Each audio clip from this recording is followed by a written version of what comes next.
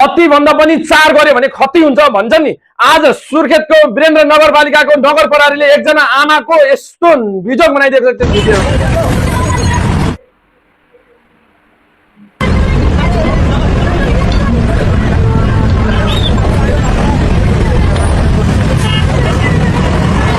यो चाहिँ अलि अति नै भएको छ। यो अति भएको कारण चाहिँ को र कहाँ भन्नु छ। तर तब त्यहाँ सुर्खेतको त्यहाँ चाहिँ मेयर हुनुहुँदो रहेछ एमालेको होइन। नगर प्रहरीहरूले त्यो गर्दै गर्दा तपाईँहरूको ध्यान आकर्षण त्यहाँ गएको छ कि छैन? अति भएको छ, अति भन्दा 4 भएको छ। अनि यो भिडियोमा फेरि बालेन शाहको फोटो राखेर टक्क बनाइएको छ। होइन, सरकार त बालेन शाहकै हो, राष्ट्रिय स्वतन्त्र पार्टीकै हो, तर हरेक क्षेत्रमा चाहिँ नगर प्रहरीहरूले यस्तो जजाति गर्दै हिँड्छन् भने त्यसलाई चाहिँ तपाईँहरूले घोर विरोध गर्नुपर्ने हुन्छ र त्यसलाई कारबाही गर्नुपर्ने हुन्छ।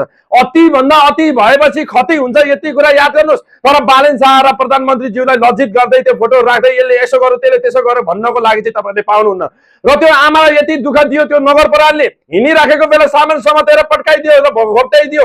यो त मानवता पनि अलिकति तिमीहरूलाई लाज पनि लाग्नु पर्यो। तिमीहरू मानवता हो भनेदेखि तिमीहरू तर मानवता त होइन जस्तो लाग्यो मलाई। तिमीहरू कुकुरहरू जस्तो लाग्यो। कमसे कम त हिँड्दै गरेको आमाको त्यो डोकोभरि भएको के हो त्यो रातो काफल जस्तो पनि देखिन्थ्यो। तर त्यो के हो त्यो एक्ज्याक्टली थाहा भएन। तर त्यहाँको सुर्खेतको अब नगर प्रहरीज्यूहरूलाई म के भन्न चाहन्छु भने तिमीहरू जस्ताले गर्दाखेरि यो देशलाई नि यति धेरै बेइज्जत गराएको छौ र बालेन शाहलाई पनि बेइज्जत गराएको छौ नि। तिमीहरू जस्ता कुकुरहरू भन्छ तिमीहरूलाई।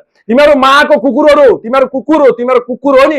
एमाले कांग्रेसका मान्छेहरू हो तिमीहरू। तिमीहरूले यस्तो काम गर्दैछौ। अहिले राष्ट्रिय स्वतन्त्र पार्टीले काम गरेको देखेर एमाले कांग्रेसले जे भन्छ त्यही मानिरहेको छौ। विरोधी साला कुकुरहरू, तिमीहरूको हड्डी भाँच्नुपर्ने हो साला। तर तिमीहरू जस्ता चोरहरूलाई अन्त्य त अब गर्छ बालेन शाहले। तर बालेन शाहकै फोटो राखेर बालेन शाहकै प्रधानमन्त्री छ भने त्यसलाई लज्जित गर्दै हरेक घटनाहरू घटाइरहेको छ एमाले कांग्रेसले। गाउँपालिका नगरपालिकामा बालेनलाई तोड परोस् भनेर म यही सिधा कुरा भन्न चाहन्छु। यस्तो कुराले दाल गल्दैन। यति कुरा याद गर सालेहरू।